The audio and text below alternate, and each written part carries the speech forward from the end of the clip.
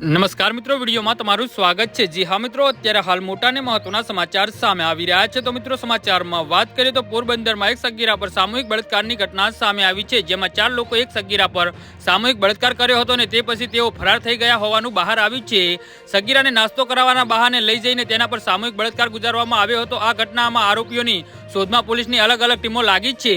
જી હા મિત્રો, અત્યારે હાલ મોટા અને મહત્વના સમાચાર સામે આવી રહ્યા છે। તો મિત્રો, સમાચારમાં વધુ વિગતવાર વાત કરીએ તો પોરબંદરમાં 4 યુવકોએ એક સગીરા પર સામૂહિક બળાત્કાર કર્યો હતો અને નાસ્તા કરવાના બહાને તેને પાર્ટીના પ્લોટમાં લઈ જઈને સામૂહિક બળાત્કાર કર્યો હતો। તેમને તેનો કોફી પીણું આપીને સામૂહિક બળાત્કાર કર્યો હતો। સગીરાએ તેના માતા પિતાને આ સમગ્ર ઘટનાની જાણ કરી હતી અને પોરબંદરના ઉદ્યોગનગર પોલીસ સ્ટેશન વિસ્તારમાં 4 આરોપીઓની સામે બળાત્કાર અને પોસ્કોની કલમ હેઠળ કેસ નોંધવામાં આવ્યો છે। પોલીસની અલગ અલગ ટીમો આરોપીઓને શોધમાં લાગી છે, પરંતુ આ ઘટના હજુ સુધી આરોપીઓ પકડાયા નથી।